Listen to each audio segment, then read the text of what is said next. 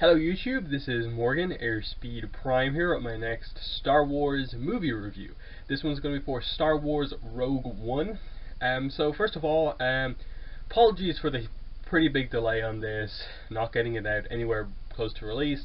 As I think said on Twitter and Tumblr and stuff like that, I was kind of sick in or around the time when it first came out and then busy over Christmas, and this is the first time I've actually got around to actually going to the cinema to see it. But anyway, let's get into this. Overall, I actually really liked this movie. I thought it was very good. I knew kind of going in that I was probably going to like it, in that I like these kind of stories that like fill in a little gap and kind of cover a key aspect that maybe the main film kind of glossed over. In this case, getting the plans, why the rebels have the kind of plans to know actually how to organize the attack to take down the Death Star in episode 4. And this was like, okay, this is how they get to that point. That was really cool for me, just in terms of a little continuity moment. But I wasn't expecting to like this as much as I did. I suppose purely because I don't know, maybe I didn't expect the actual events of them getting the plans to be this kind of dramatic, this intense, and that maybe it was more just a smaller spy type mission, but this being like this pretty intense war film attack and just all of this stuff, this kind of suicide mission towards the end, it really worked for me. And I think in many ways, I think this is a more solid and a better film than The Force Awakens. I will admit that since the initial month or two after the release of The Force Awakens, my opinion on The Force Awakens has kind of come down more so than going up, because I feel like that movie is just really, really vague about any sort of world building aspects. And what I mean by that is that, like, you skip 30 years and then don't do anything to fill the audience in on what actually happened in those 30 years. And the more and more I go back to that film, the more and more I'm just like, no, it is a problem that you are not telling us what on earth is going on. Like, you're barely referring to the New Republic, barely referring to what the First Order actually is. Who is Snoke? Why do we really care about him? What's happened with the characters, most of the characters from the 4, 5, and 6, you're not filling us in enough on them. And then obviously the complete unoriginality of the plot. The only real thing that I think The Force Awakens had fully going for it that's really interesting is that it got the characters right, but it got the characters right by again being quite vague with them, presenting mysteries surrounding them, and just kind of adding to the whole idea of the movie being vague. And so, who is Rey? Like, what's going on with Rey? And I like that. I still am interested to find out what's going on with Rey, but I hope as those movies go on, they kind of take a path of filling us more in on the universe at this point in time, and they're just using the fact that Rey is an interesting character and going forward. With this movie, Rogue One, I actually like that it, even though it maybe, for the people making this movie, they maybe felt like they didn't even need to do it because it's just directly before episode 4, so like, they know what's going on, what this is leading up towards, do we need to tell them anything? But they actually did a decent amount of world building. In terms of the rebellion, there's actually problems within the rebellion at this point in time. There's all these factions who don't necessarily agree on everything, showing the rebellion as what it is basically a couple of kind of organizations, a couple of planets and stuff like that, who are the key aspects of the rebellion, and they all fundamentally have their own different goals or different opinions on the right way about rebelling and what they want. There's the people who are very much about peace, that taking down the Empire is the way to do that, and then the other people who are just like, no, we have to tear everything down. In that, ultimately, we know from The Force Awakens that the resolution of the rebellion is the formation of a new republic, kind of led, of course, by democracy, not an empire.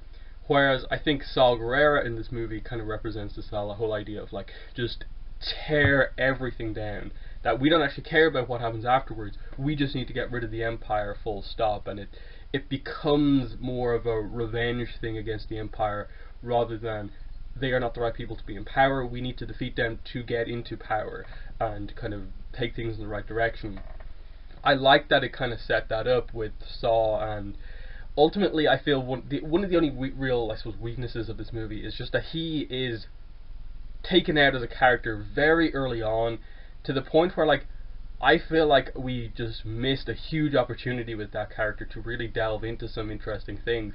I still feel like he probably would have been one of those characters that you would have killed off early on in the movie, but I felt they did it too early.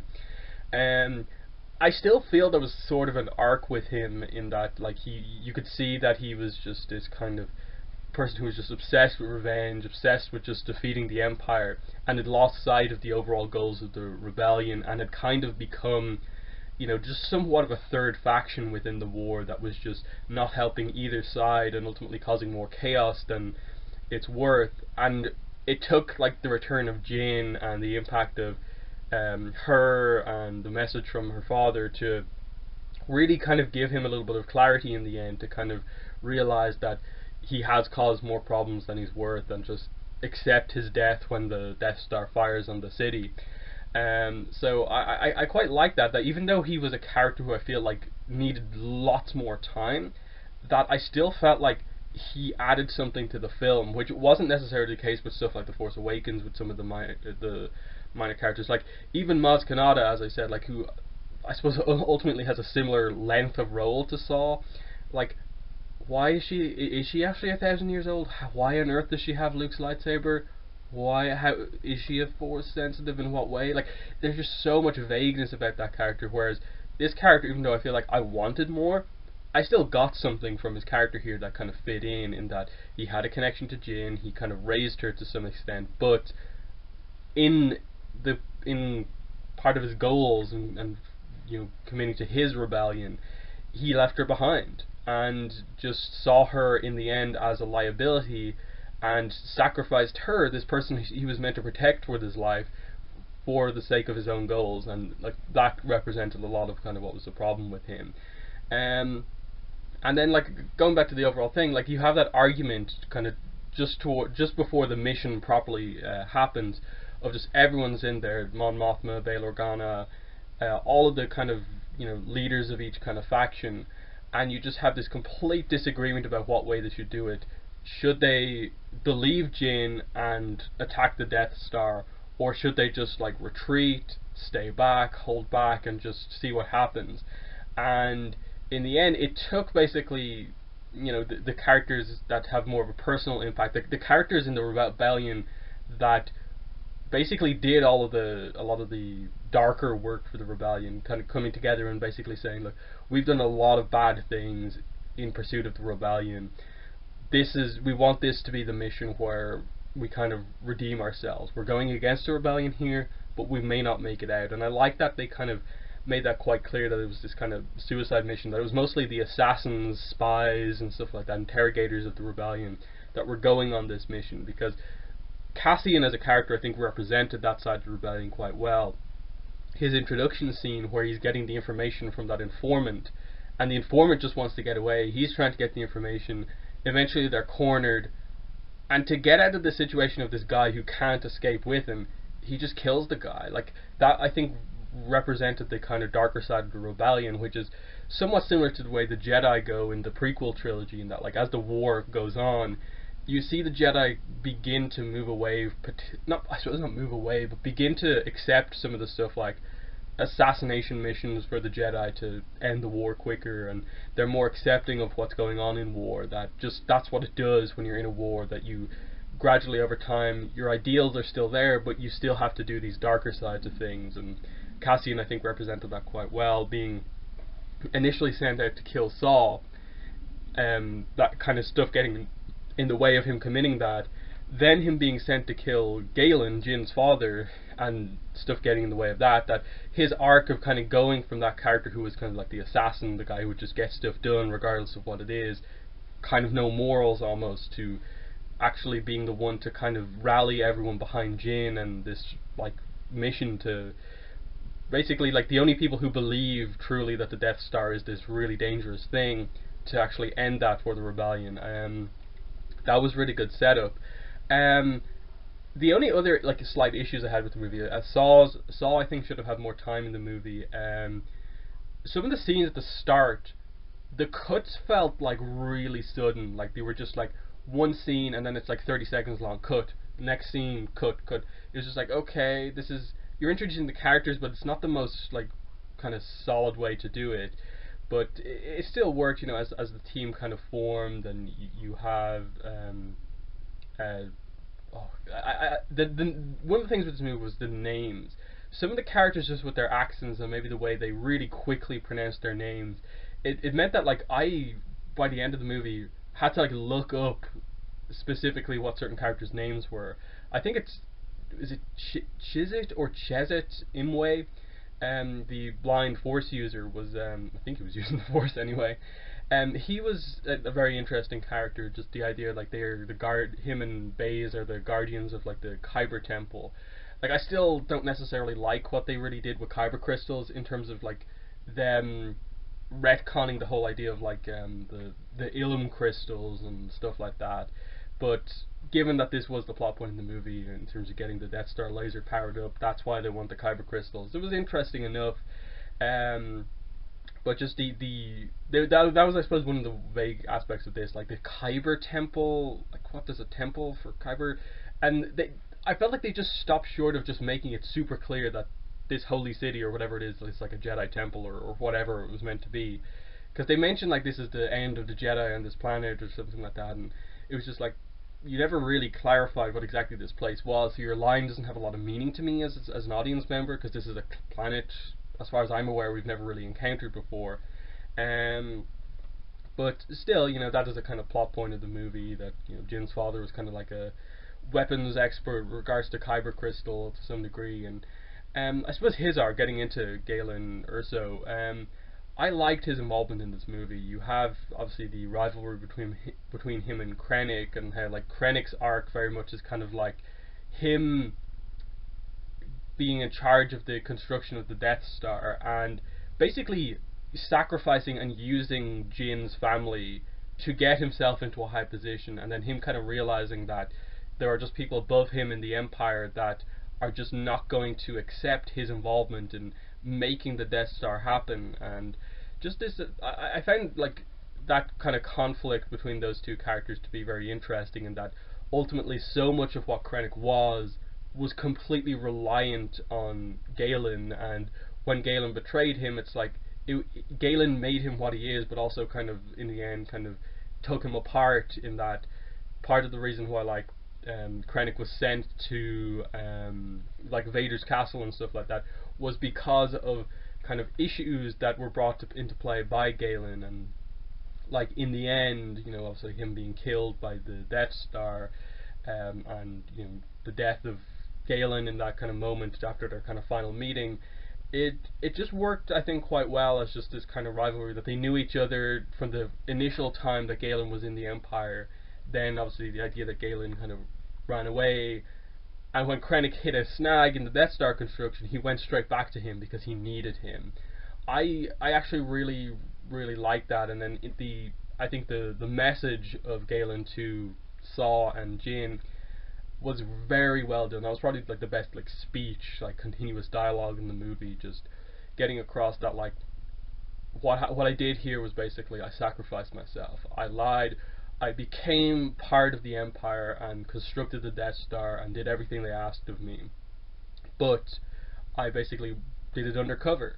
I subtly engineered in a weakness within the Death Star so that no one would ever find it by just analyzing the overall construction, but it's there, and if you target it specifically and make this happen, that will cause the end of the Death Star. This is my like legacy to you.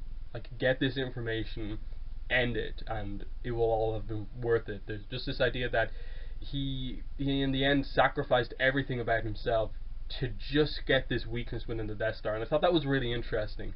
That it wasn't just, the movie wasn't just about getting the plans for the Death Star and that's it. That it was first about, we need to get to the Death Star plans because we need to then analyze how to exploit the way it's made to take advantage of what we know from Galen, which is that there's a weakness in the Death Star. I really like that kind of as a concept. And in the end, you know, the plans, how they're eventually like delivered, and the Darth Vader section of the movie I thought was really well done.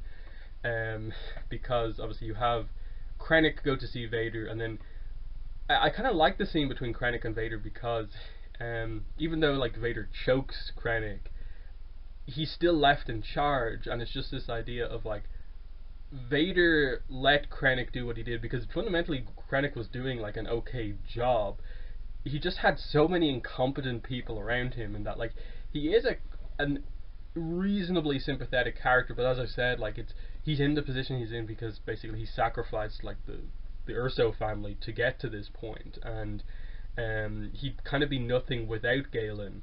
But equally so, he has this kind of sympathetic arc with Tarkin, who obviously full CG Tarkin looked amazing, and the voice to come across as Peter Cushing was really well done. But I like that they just presented Tarkin as this guy who's just like, wow, your weapon worked much better than I expected. I'm going to let the Vader and the Emperor know all about this.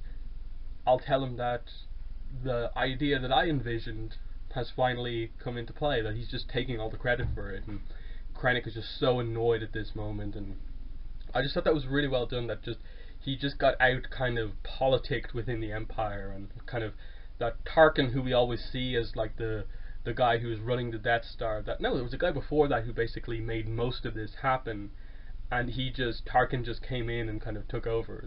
That's the type of character Tarkin is. So even Tarkin's involvement in this movie I thought was pretty well done, even though he wasn't in it a lot.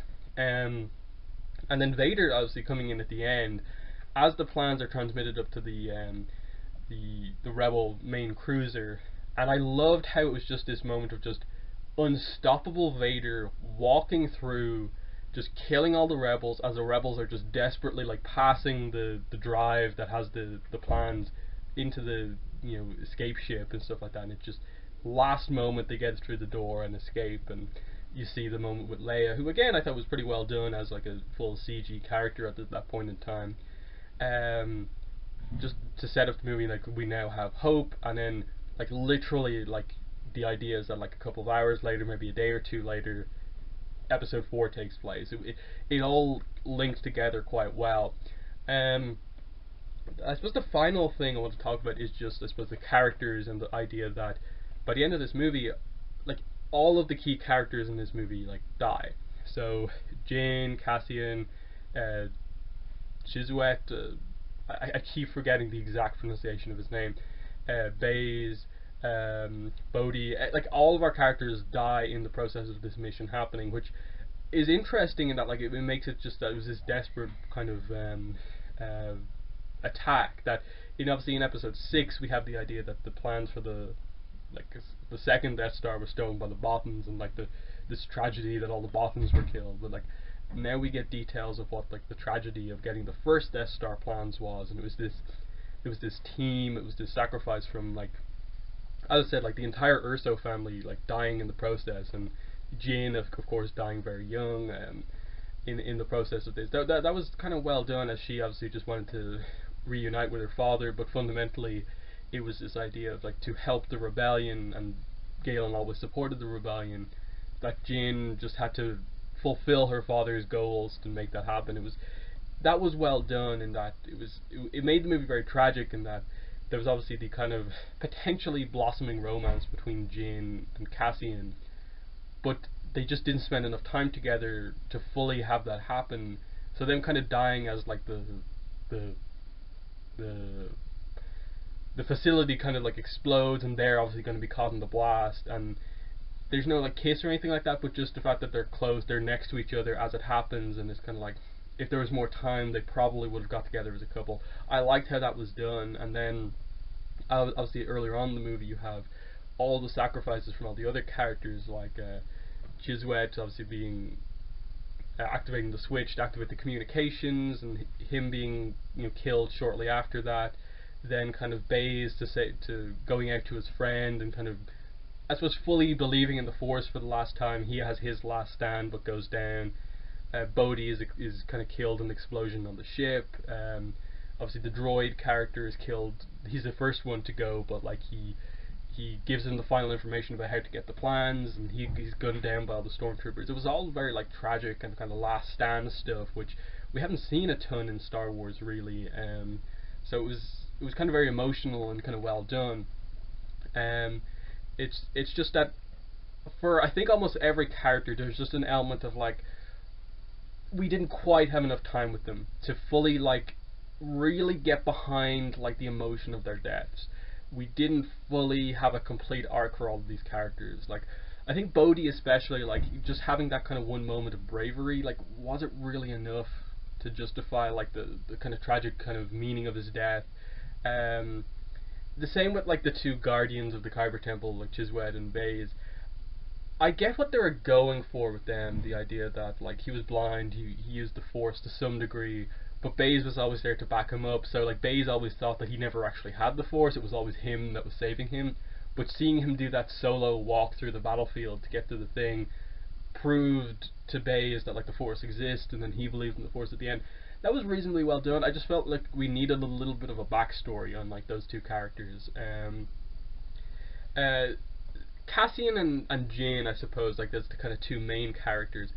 Cassian, I feel his arc was kind of reasonably well done in terms of like being that darkness of the rebellion, being the assassin, and finally making like a good choice, and kind of in the end, like obviously not committing the assassination of Galen, and in the end helping Jane and then kind of doing everything for her, saving her at the end against Krennic. Um, but I feel like it was just like they missed a chance right at the end to, I suppose, fully commit to whatever their character arcs were meant to be. Like they never fully had this moment of like Cassian kind of saying like I'm a better person now because of this experience, or something along those lines. And then similarly with Jane, like it just I just felt like her arc right at the end was just like, okay, she's kind of fulfilled her father's wishes, and like the whole idea of like your father will be so proud of you. That was well done, but it was just missing a little bit more. And I think it's just that way with a lot of the characters, similar to the whole Saw Gerrera thing, and that like I think there was something very interesting there, but they stopped short of like having it be this really, really, really intense thing. Probably Galen's death and kind of Jin being there with him was probably one of the more tragic aspects of the movie, because that father-daughter relationship was well developed. Um, but I suppose other final thoughts about the movie. The scene in Vader's castle where we see him in the Bacta tank, I really thought they should have just brought Hayden Christensen in and just showed a little bit of his face to show that it's him. Um, I just feel like they should have had something like that in the movie. I sort of get why they didn't, but I think it would have been a nice reference to have just to show that. But they didn't do that. But anyway, anything else I want to talk about here? I suppose not really. It was interesting. We saw obviously the Death Star fire twice at a kind of lower power setting, only one reactor, and the damage it did. Those explosions were like really well done in terms of just highlighting the destructive power of the Death Star without just full on destroying a planet, which I think The Force Awakens, one of the things it did was it really undervalued the destruction of planets with just, oh yeah, Starkiller Base can destroy like an entire planetary system because of this vague explanation of how it works. So I like this idea of just this it was like this like nuclear bomb just being dropped on these places and just being completely eviscerated, and just the destructive power of just the landscape. It's not just the city that gets destroyed; it's just the landscape and a huge radius around it. Like that, Saw dies, Jin dies, Cassian dies, basically all because of the blast radius of this thing. It was very kind of powerfully done. But yeah, I think that's my main thoughts on the movie. I really enjoyed it, in terms of like I wasn't expecting to kind of get behind any of these characters, because I sort of knew going in it was going to be this suicide mission, but I actually really liked a lot of the characters. Like the droid was really funny, his interactions with Cassian and Jane especially, and the humor was I think well done. Like I liked kind of Chiswet as a kind of more kind of wise character who kind of helped to guide Jin to some degree and kind of had moments of his own. And just overall, I felt like the movie came together. It had the kind of past stuff with Krennic and Galen that kind of continued here, and they used some of the bigger characters well, like Mon Mothma was there, and Vader, and so on. But yeah, that has been my review for Star Wars Rogue One. In the comments, let me know if you have any questions or what were your thoughts of the movie. How do you feel about my review? But yeah, links to my Twitter, Tumblr, Patreon campaign, and PayPal donation link are in the description below if you want to follow me on social media or support my channel. But that's been the video. Thanks for watching, and bye.